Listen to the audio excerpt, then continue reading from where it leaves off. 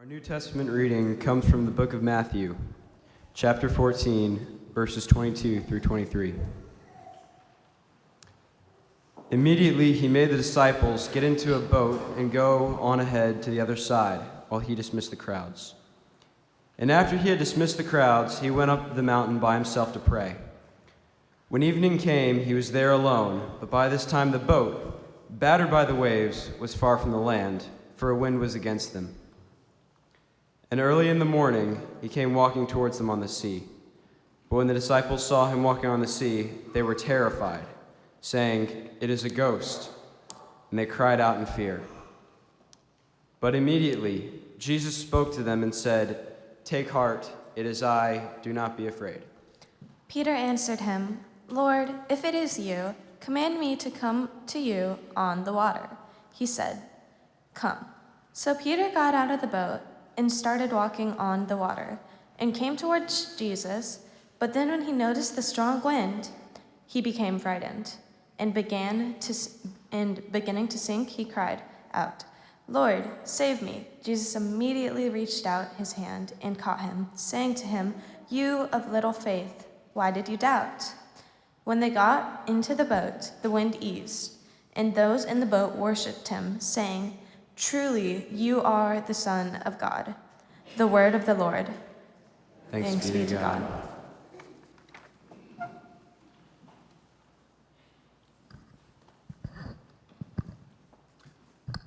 Good morning, church. I'm happy to share with you all that this Youth Sunday we have not one, but 6 sermonettes prepared for our hearing by Trinity's high school seniors. They have done all the work themselves, from selecting the text, asking bold questions, and taking up the difficult and sometimes tedious task of language crafting. In just a moment, I'll invite up Kat Farr. She will be followed by Catherine Quillian, Mason Maynard, Ann Clark Byers, George Williams, and finally Helen Slauson. While I have known them for only a short time, I am genuinely blessed for their willingness to serve, vulnerability in sharing their stories, and by the wisdom they possess. That said, I would invite you to adopt a posture of prayer as we prepare to receive what they have for us. Let us pray. Almighty God, you have been merciful to us, stooping to speak in words that edify and challenge, words that come at once sweet as dripping honey, yet sharp enough to slice to the marrow of our misery. We so often miss a word of grace rightly spoken. Help us to listen well this morning.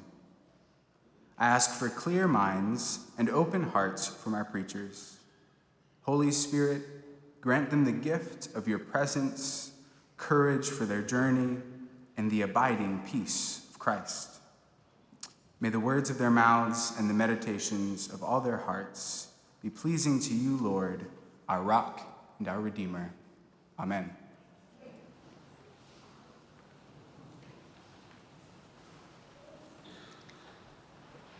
Hi, everyone.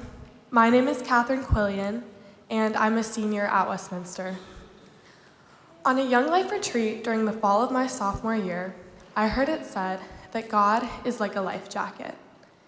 Not one of those flimsy orange ones from summer camp, but one of the good, solid ski vests you wear while wake surfing or tubing. You feel secure when you have it on. While it is our responsibility to be safe and put on this life jacket, we know that once it is on, it will be there to save us should we find ourselves floundering in turbulent waters. While we know this, do y'all ever get that feeling like when you're flying through the air after getting flung off of a tube at Lake Burton, you think, gosh, I really hope this thing works. I used to feel that way about God. I knew that I believed in him and that he would be there to keep me afloat, but I didn't really know because my life jacket had never been tested. In the spring of my sophomore year, however, my life jacket and my faith was definitely tested. I'd had ACL reconstructive surgery in February after I tore it during a lacrosse scrimmage.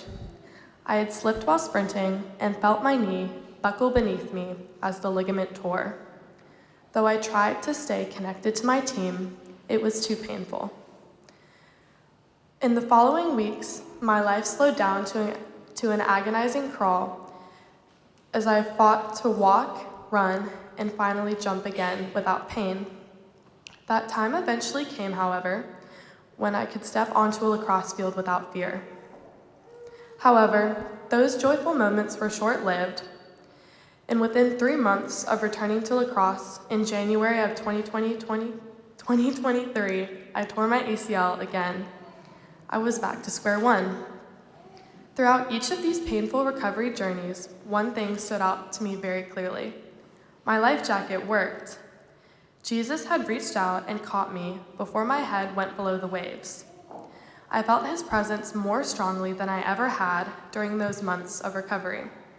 After both surgeries, my friends from church were the first ones to come visit me, to bring me flowers and ice cream, to sit in my room and talk with me on a Friday afternoon when they could have been doing lots of other fun things instead. Looking back, it's crazy to me because these people, Mason Maynard, George Williams, Helen Slauson, and Clark Byers and I, weren't even friends until the summer before sophomore year when we all went to Montreat together. Even though I went to school with Helen and George, we were part of totally different friend groups and didn't see each other much. I don't even think George actually started saying hi to me in the hallways until second semester sophomore year, even though we'd had a class together since August. By the spring of junior year, however, he was driving to my house to pick me up for youth group when I couldn't drive myself after surgery. When I think about Trinity, I think of how through this church, God has given me the older sisters and brothers I've never had, people I can look up to, ask questions about life, and who I know I can always call. I think of exploring new parts of Atlanta and learning how to serve the community. I think of Rebecca's patience and grace as Helen and I giggled through session meetings. When I look back on my years in the youth program here, I think of days at the Battery and a small group at Willie's. I think of Andrew Escada meeting me for breakfast at Goldberg's on Friday mornings during that awful spring. And as Miranda Borland once said, "You're not a real one until you've cried in front of Andrew at Goldberg's." As I've seen evidenced time and time again, Trinity has always been there for me, and I will forever treasure the friendships I have found here, including my friendship with Libby Gray Hall, who I got to know on the Northern Ireland and Scotland trip 2 summers ago. These are the people that brought so much joy to me when I was unable to go out and find it for myself. Maybe, if God is like a life jacket for each of us, Trinity is like a boat, because even when I'd fallen into turbulent waters, I could feel the hands of those God had sent around my shoulders, pulling me out of the waves and back onto a stable surface, a solid place amidst the chaos of life where we can turn in worshipful response to God.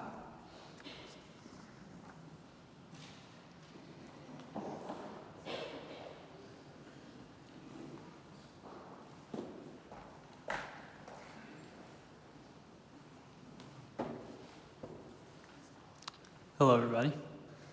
My name is Mason Maynard, and I am a senior at Atlanta Classical Academy. And when I hear this story, my mind goes towards the amount of instability that the disciples endured.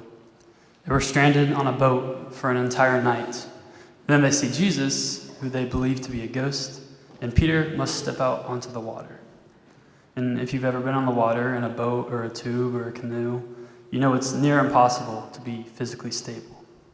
The waves rock you, the distribution of weight rocks you, and it's really hard to find a point of true balance. And even out of water, this rocking is present. The balance of my life, whether it be social, school, or in sports, is easily rocked. Sometimes I might need to take the extra time to better that essay or study for a test, which might take time away from cross country. Sometimes I might sacrifice a Monday quiz in order to spend Sunday evening with my friends. It's a hard thing to master. Just like Peter is frightened by the wind and sinks as a result, I too can become fearful of what is to come and sink into chaos. We are constantly met with instability, and we need a hand to reach out and save us. Atlanta Classical Academy, commonly known as ACA, is a very small K-12 charter school in the heart of Buckhead. I've been there for the past 7 years, and I'm in a class of 30 seniors. Being with the same 30 people every day means that I've been able to create the most meaningful connections, but it also means the same stories, labels, names, and discussions repeatedly come up. It gets exhausting. Sometimes it feels like the entire foundation of my class is held up by the tiniest things, and it can all collapse so easily into chaos. And it happens too. The core of my conversations for an extended period of time can surround that test that we all just failed, or the grueling assignment we have to do, or even the most trivial social matters. I get swept away by the business and chaos of being a high school student, and it's heightened by the natural consequences of a small environment. And that's when I can turn to church and youth group. Church is the constant that I know is always there. I know that every Wednesday, Emily will be sitting in that Willie's chair waiting to talk. I know that every Sunday morning I can throw on a nice outfit and listen to the word of the Lord. I know that every Sunday evening I can join my friends in a dinner paired with fruitful discussions of our faith. Especially when the small environment of ACA feels overwhelming, I know that I can send a text to our little church group chat and somebody will respond and talk. For these past 4 years, I've had a home base that I can trust and turn back to whenever I need it. An example of this is a random week in January of 2023 when I had endured a good bit of trouble. I failed a chemistry test, jammed my finger, began the college search process, and had a pretty rude awakening to the track season after an overly comfortable off-season. And I wanted to do absolutely nothing over the weekend to get my mind off of it. However, that Friday, my church friends and I had planned a night at Topgolf, and I couldn't let them down, so I decided to go. After Topgolf, we went to the Chattahoochee Works and got dinner, and then we came back to my house to hang out. We were playing card games, and I'll never forget the feeling I had of absolute content. I wasn't thinking about my bad week, or the next bad week, or really anything other than the present moment. I knew that while we were only playing cards, the core of our friendship did not revolve around school or sports, but rather an everlasting love provided by our spiritual connection to God. I felt a sense of balance. I felt lifted up by love and connection channeled through faith. When Peter sank into the water, Jesus reached out his hand and grabbed him. When I sink into the disorientation of life, this place and these people will always be my hand to grab. Thank you.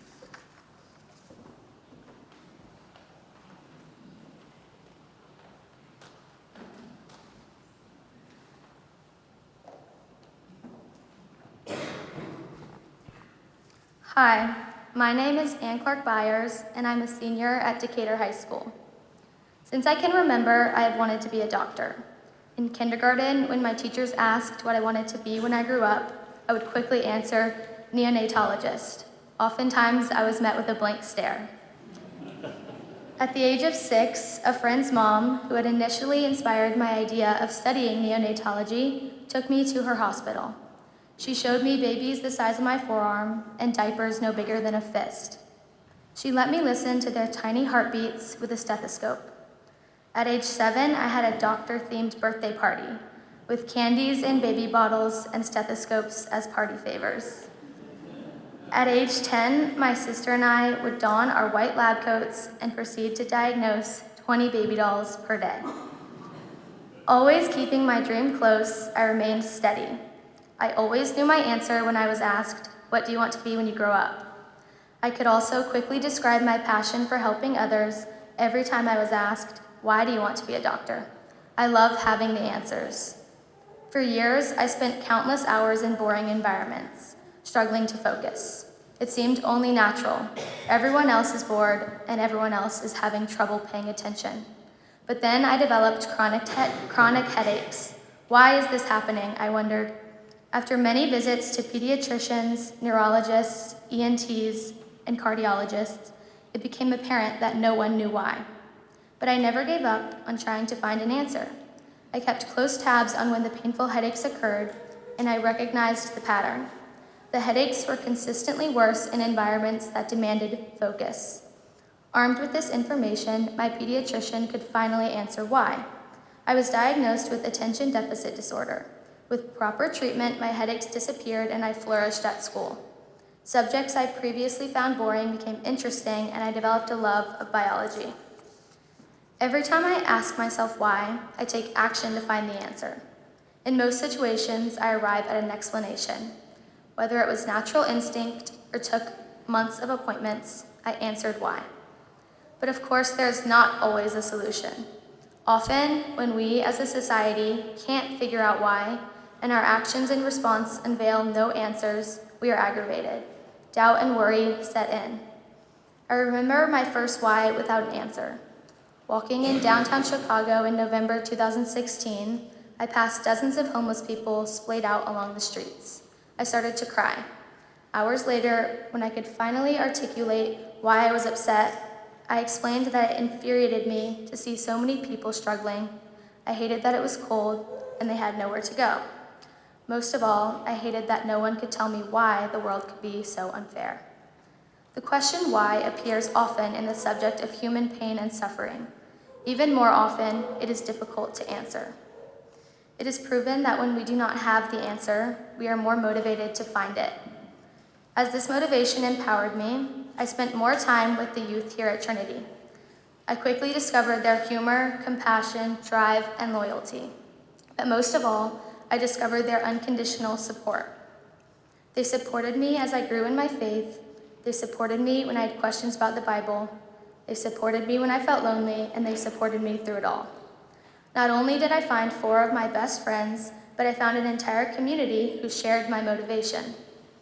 The search for why, with support from my church family, has provided me with countless opportunities to try to find the answers.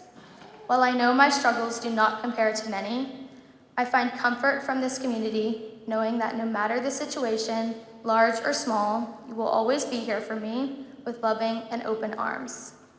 I know that while I still cannot understand why some people are homeless, I can turn to my church to help create and deliver supply bags around my city so people can have access to hygiene products, food, water, and new clothes. The unanswerable whys frustrate me. However, I have learned that complaining will never solve the problem. My Trinity family has inspired me to live each day with a passion to seek answers, identify solutions, and make an impact. I draw motivation from the church, knowing there is always something I can do, something I will do in the face of uncertainty and inequality. Now I stand proudly speaking to my support system, knowing you, my Trinity family, will always be here to support and love me.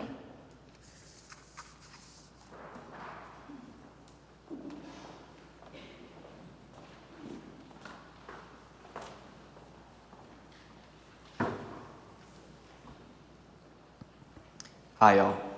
My name is George Williams, and I'm a senior at Westminster. We sat down and chose Matthew 14 from a collection of passages because we felt it held the most that was applicable to our lives.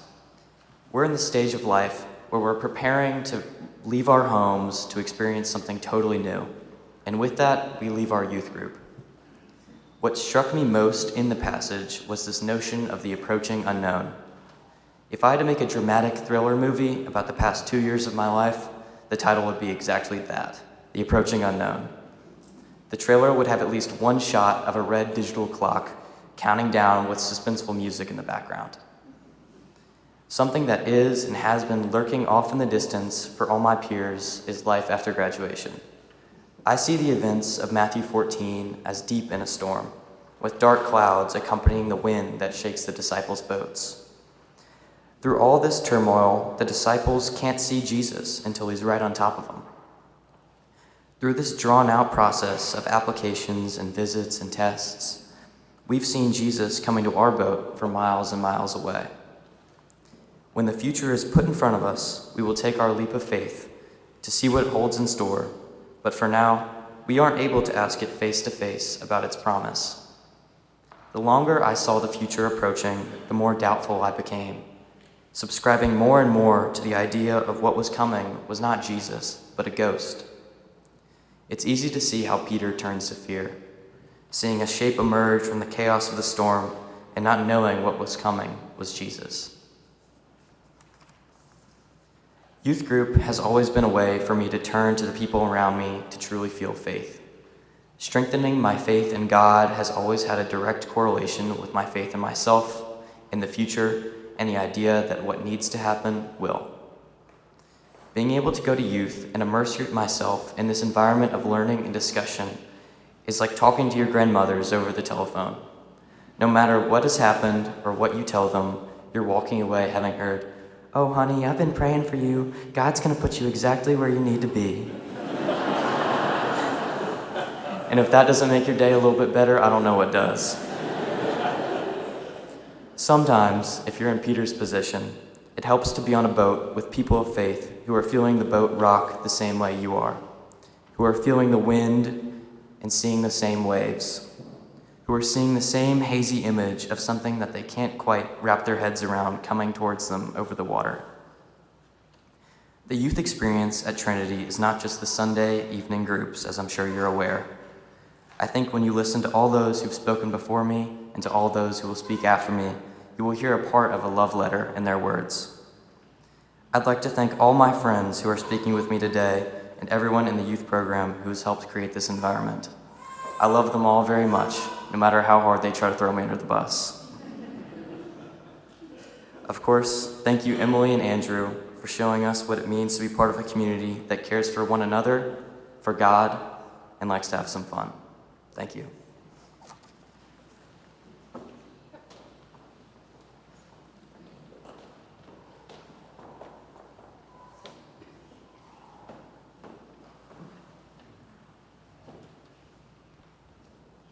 Hi, my name is Helen Slauson, and I'm also a senior at Westminster. Every national anthem my junior year softball season, I stood on the pitcher's mound and prayed. As the song played, I blocked out the noise and tried to steady my shaking hands, begging God to let me perform like I used to.